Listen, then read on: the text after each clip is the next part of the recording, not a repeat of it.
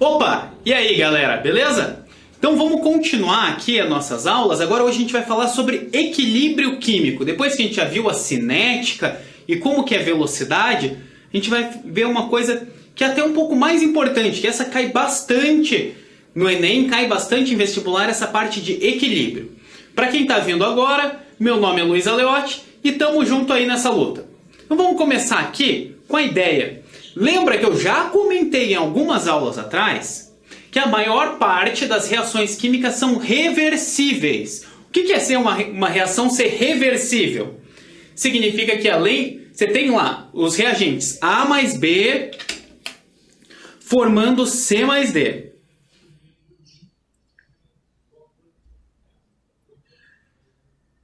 C mais D. A mais B são os nossos reagentes, C mais D são os nossos produtos. Você começou a misturar ali e está formando.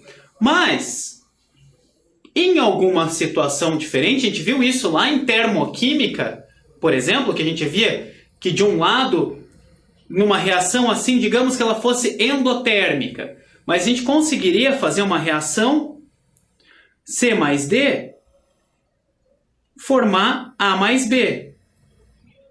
E se ela era endotérmica, agora ela é exotérmica, essa aqui. Então isso é reverter uma reação. Você tem os seus produtos os seus reagentes formam produtos normalmente, você pode reverter fazendo os seus produtos formar reagentes. Tá? Então a gente vai chamar, se os reagentes formam produtos, a gente chama de uma reação na ordem direta, e se os produtos estão formando reagente, é uma reação inversa. Mas, em geral, quando a gente tem uma reação reversível, os dois lados vão acontecer ao mesmo tempo. Você começa lá misturando A com B. E misturou A com B e está formando C mais D, formando C mais D, até que chega num momento que você já tem C e D o suficiente para eles baterem um no outro, colidirem e voltar a formar um pouco de A com B. Daí vai indo e o A com B fica formando C mais D, o C com D forma A com B, C mais D, A com B. Quando isso está acontecendo na mesma velocidade, a gente vai encontrar o equilíbrio químico. É isso que a gente está buscando. Quando a gente tem a velocidade direta é igual à velocidade reversa. Ou inversa. Mesma coisa. Tá? Isso é o estado de equilíbrio, o estado em que as reações direta e inversa ocorrem ao mesmo tempo com a mesma velocidade. Então, o que acontece no equilíbrio? As concentrações de produto e de reagentes não vão variar mais. E a gente vai ter, esse aqui é o símbolo de equilíbrio, o símbolo de reação reversível, na verdade. Ela está indo tanto para a direita quanto para a esquerda. A com B formando C com D, C com D formando A com B. Então as velocidades, a gente vai chegar no equilíbrio quando as velocidades aqui, velocidade para esse lado, for igual a velocidade para esse lado. Então tudo que você formou de C e D, já forma de volta de A com B. E tudo que você forma de A e B, volta para C e D. E fica assim balançando, você vai ter uma massa de manobra ali, um negócio balançando, mas tudo que forma, ao mesmo tempo que vai formando C com D, forma A com B. E mantém as mesmas... A reação não para. Reação parar é uma coisa, equilíbrio é outra. Mas ela não para, ela ocorre o tempo inteiro, mas como a velocidade é a mesma, tudo que transforma de um lado, transforma do outro também. Então aqui, ó, por exemplo, a gente vê nos gráficos. Como que a gente pode fazer aqui? A gente pode ver, ó, por exemplo, um gráfico de velocidade por tempo. Gráfico de velocidade por tempo. Você vai ter assim, lembra? Velocidade da formação, velocidade do consumo dos reagentes. Começando assim, e daí vai chegar num negócio aqui. Agora, aqui embaixo eu vou estar trabalhando, isso aqui é a velocidade dos reagentes, né? E vai ter uma velocidade de formação dos produtos que é isso aqui. Só que eu não estou pensando aqui em formação de produto coisa nenhuma, né? A gente está pensando, essa aqui é a velocidade de consumo de A e B. E a velocidade de consumo de C e D vai começar bem no zero, né? Porque não tinha nada. Ela vai crescendo, crescendo, crescendo, até que fica na mesma velocidade. Ah, professor, vai ficar exatamente a metade da velocidade de consumo dos reagentes no começo? Não. Não, não e não. Ah, equilíbrio é quando você tem a mesma concentração de todos os produtos e reagentes, né? Você tinha 10 mols de A e 10 mols de B, quando você fica com 5 de cada um e 5 de C e 5 de D está em equilíbrio? Não, não. Pode ser que o equilíbrio seja com 0,1 mol de A, 0,1 mol de B e 99 mols de C, 42 mols de D. O que importa é ter a velocidade de consumo e a de um reagente ser igual à velocidade de formação dele mesmo. Você vai ter, por exemplo, aqui, ó, você vai ter isso aqui. O A. Vamos pensar no reagente A, aqui, a concentração do A. O que vai acontecer com ela? Ela era um tanto aqui, dela começou a cair, quando ela chega no equilíbrio, para. E a velocidade do B? A concentração do B? Podia ser aqui embaixo, veio aqui, caiu e parou. E o C? Tá? Vamos ignorar o D porque não cabe nesse gráfico. Ele era 0. Ele foi subindo, subiu até aqui, opa, parou.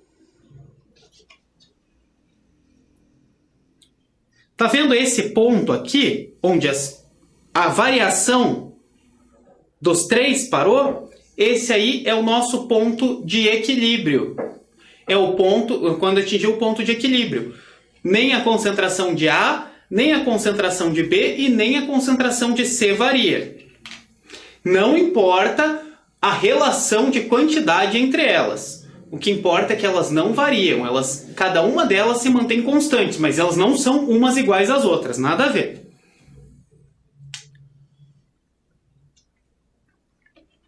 Então, o equilíbrio, que é bem importante aqui do equilíbrio, a gente saber que ele pode ser representado por uma constante, chamada de Kc. Como que a gente chega nesse Kc? Bom, a gente vai ter a reação, normalmente, aqui uma reação genérica, AA mais BB, dando CC mais DD. O que é esse aqui? O Azinho, Bzinho, Czinho e Dzinho? Números quaisquer, né? Os coeficientes. Você poderia chamar de tipo 1, 2, 1, 3, numa reação genérica. Não sabemos o que é, a gente vai colocar esses Azinhos, Bzinho, Czinho, Dzinho, para indicar um número qualquer. Poderia ter chamado de X, Y, W e Z? Poderia. Poderia ter chamado de azul, amarelo, verde, roxo. O que você quiser. São coisas genéricas. É só uma equaçãozinha genérica aqui. Reversível. Então, como que a gente vai fazer a velocidade da reação direta? Lembra? Lá na cinética? A velocidade direta vai ser um K, a constante de velocidade, a constante cinética aqui, da reação direta, a gente vai chamar de K1, vezes concentração de A elevado a A, mais concentração de B elevado a B. Aos coeficientes aqui, a sua ordem da reação. E a reação inversa? Vai ser a reação Czinho C mais Dzinho D, formando Azinho A mais Bzinho B. A velocidade inversa, mesma coisa. A gente vai chamar de K2. K1 e K2 são a mesma coisa? São iguais? Não, não são. Constante cinética de um é uma coisa, constante cinética do outro é outra. Pode ser o mesmo? Pode. São o mesmo? Não, não sei. Se não te dizem que é o mesmo, você considera que não é. vezes, então aqui, igualzinho, né? Mesma fórmula, só substituindo, ao invés de A e B, a gente está considerando C e D.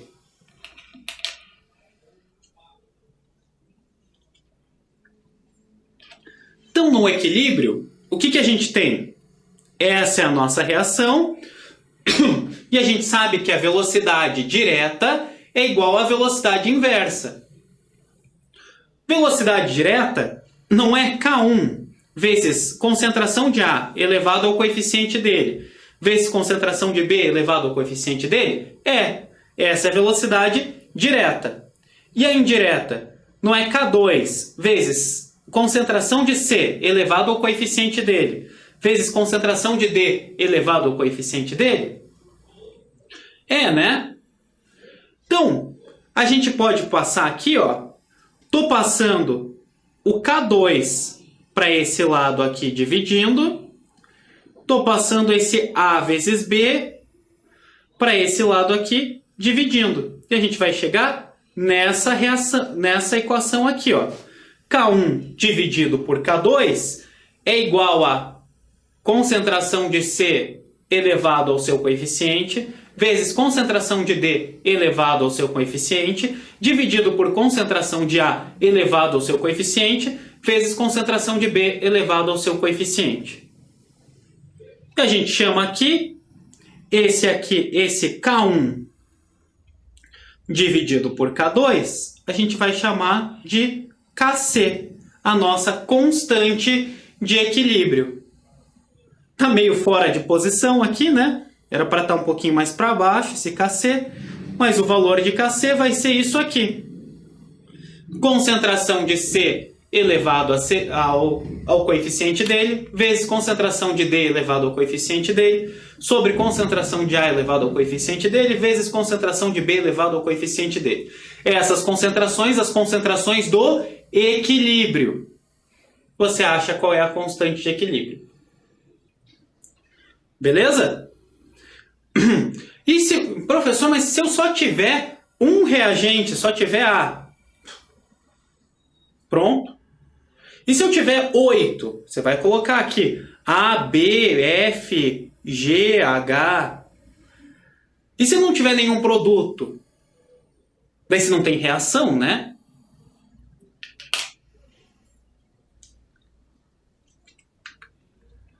Mas tanto faz, o número de reagentes, o número de produtos, é só você se adaptar ali. Aquilo ali é só da forma genérica.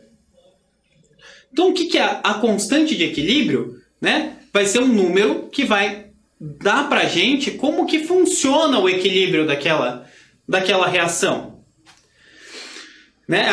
Ela é característica de cada reação diferente tem o seu Kc. Pode ser que duas reações tenham o mesmo Kc? Pode. E ela é diferente a cada temperatura. Você vai mudando a temperatura, você vai mudar o valor de Kc. Como? O que vai aumentar, diminuir? Próxima aula, deslocamento de equilíbrio. Tá? Então, sempre que a gente for fazer o Kc, você vai citar a qual temperatura você está trabalhando esse Kc. Normalmente, vocês que estão pensando em exercício para Enem, para vestibular em geral, o próprio exercício vai citar qual é a temperatura. Né? Eu estou dizendo, se você estiver trabalhando, estiver fazendo um trabalho com isso, daí você sempre tem que dizer, esse é o Kc a 27 graus Celsius, que é 300 Kelvin. Né? Você vai ter que colocar qual é a temperatura que você está trabalhando. Quando o Kc for alto, for um número alto, o que significa? Ó, o Kc, deixa eu apagar tudo isso aqui, é concentração de produtos divididos por reagente. Se o Kc é alto, significa que a gente vai ter muito mais produtos do que reagente. Você vai ter uma concentração maior dessa galera de cima. Se o Kc é baixo, a gente tem o contrário. A gente vai ter mais reagentes do que produtos. Né? Chamando de produtos e reagentes, aqui pensando na reação direta. Mas, obviamente, na reação inversa, a gente inverte quem é reagente e quem é produto, né? Mas num Kc maior, você vai ter os seus produtos da reação direta em quantidade, em concentrações maiores e os seus reagentes em menor. Se num Kc pequeno, você vai ter bastante reagente para pouco produto.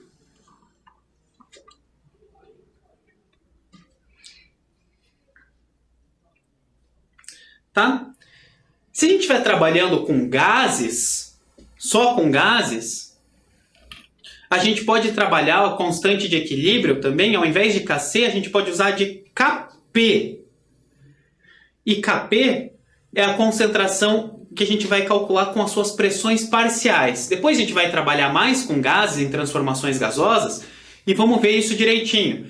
Mas o Kp vai ser exatamente a mesma coisa lá. Você pode calcular o Kp como lá. C... Só que não vai ser assim, né?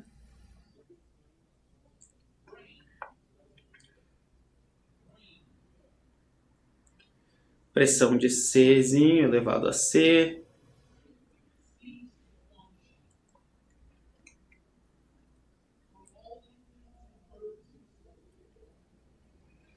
Algo mais ou menos assim. Tá? Ao invés... A gente vai ver depois o que é essa pressão parcial certinho, mas é que você pode trabalhar, no caso aqui, se você estiver trabalhando com gases, você ao invés de usar concentração, você pode usar pressão parcial. Pressão parcial é uma medida de concentração para misturas só gasosas também. Né? Isso aqui só se você estiver trabalhando só com gases. Tá? E dá para relacionar o Kp com o Kc? Sim. São o mesmo número? Claro que não. A gente vai relacionar dessa forma. Ó. O Kp é Kc vezes Rt elevado a ΔN. Hã? O que é isso? Kp e Kc vocês sabem. O T maiúsculo, vocês também sabem, temperatura em Kelvin, só em Kelvin. Porque isso aqui não pode ficar negativo, né? Se a gente fosse trabalhar em Celsius, você pode estar trabalhando com temperatura negativa. Daí ficaria tudo negativo e isso não fica legal. Tá? O T é a temperatura em Kelvin. R é a constante dos gases perfeitos. Vamos ver direitinho lá na parte de gases. 0,082, sabe aquelas coisas lá? É isso aí, a gente vai chegar lá. E ΔN, a diferença entre o número de mols dos produtos e dos reagentes. Por exemplo, aqui, se você tivesse a reação assim. 1A mais 2B formando 3C mais 4D, chutando números quaisquer. Qual que é o número de mols na proporção aqui dos reagentes? É 3. E dos produtos? 7. Então, esse ΔN vai ser a diferença entre os mols dos produtos e dos reagentes. 7 menos 3, 4. ΔN, no caso aqui, vale 4. Tá? A gente pode ter, no caso, equilíbrio heterogêneo também. Quando a gente não tem uma mistura homogênea acontecendo na reação.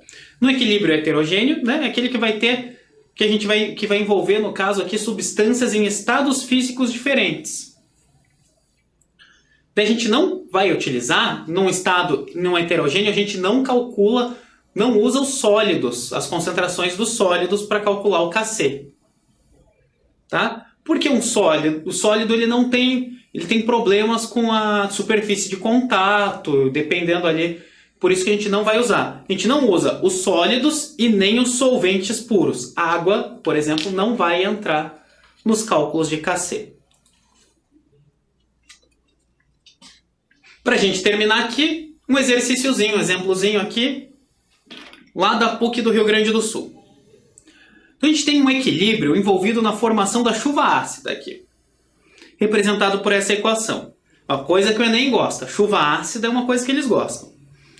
Você tem a equação aqui, ó, 2SO2 reagindo com O2 e formando 2SO3. Tá vendo que tem essa setinha? Porque ela é uma reação reversível. Tanto forma SO3, como SO3 vai formar aqui SO2 mais O2. Num recipiente de 1 litro, foram misturados 6 mols de dióxido de enxofre, SO2, e 5 mols de oxigênio. Então, a gente tem isso aqui, ó.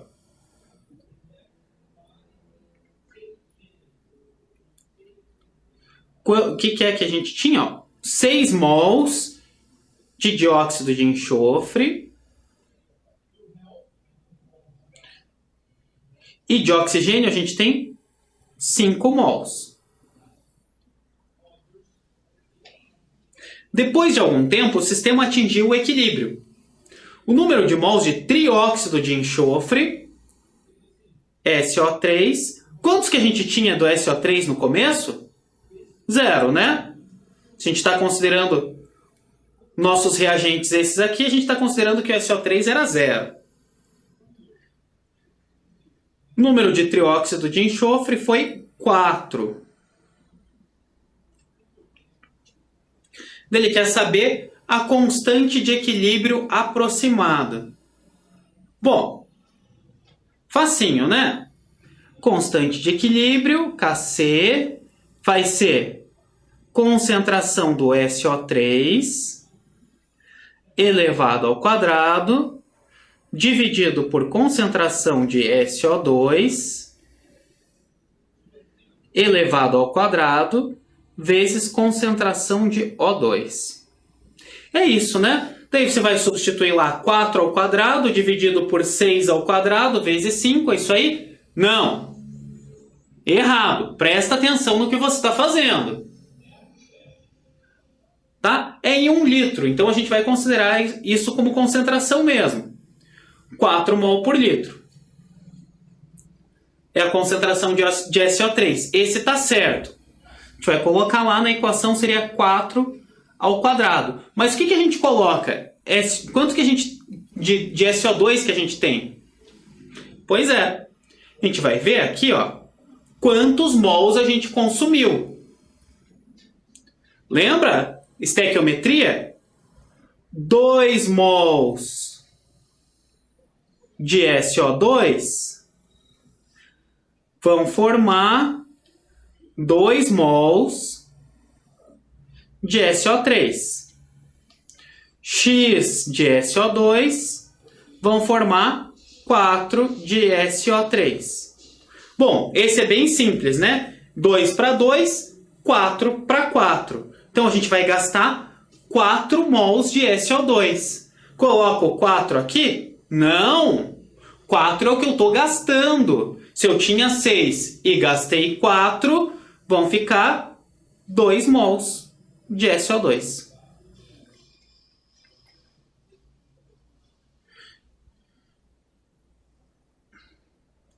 E do oxigênio? Bom,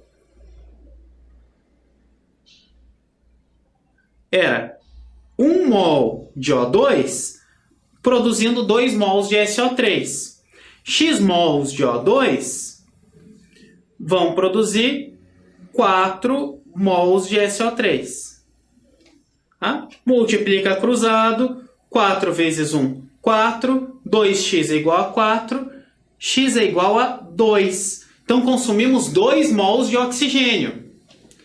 Quanto que sobrou? 5 menos 2, 3. Agora, resolvido. É 4 ao quadrado dividido por 2 ao quadrado vezes 3. Beleza? Quanto que dá essa continha aí? Isso aí vai dar 16 dividido por 2 ao quadrado, 4, vezes 3, 12. Você consegue simplificar isso aí por 4. Né? Vai ficar 4 terços.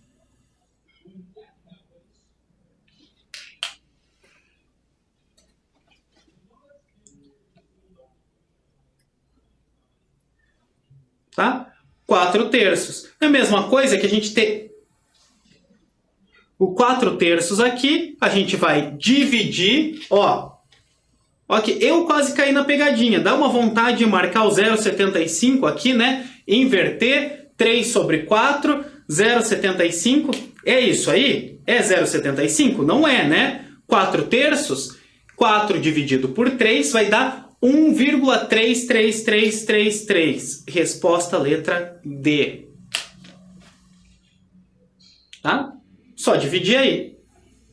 Ah, não quero dividir? Bom, você pensa aí. 4/3 é 1 e 1/3. 1/3 é 0,333. 1 é 1. 1,3333333. Exercício respondido. Beleza, galera? Tranquilo essa parte de equilíbrio? Coloquem bem na cabeça, deixa isso aí bem fresco, bem certinho, para a próxima aula a gente trabalhar com deslocamento do equilíbrio. Beleza? Então é isso aí. Dúvidas? Acessa lá o site da Cultive, acessa lá o fórum de estudos, tá? Tô por aqui para ajudar. E é isso aí, galera. Valeu pela atenção e até a próxima. Não percam a concentração, vamos indo. Falta pouco, beleza? Valeu, fui!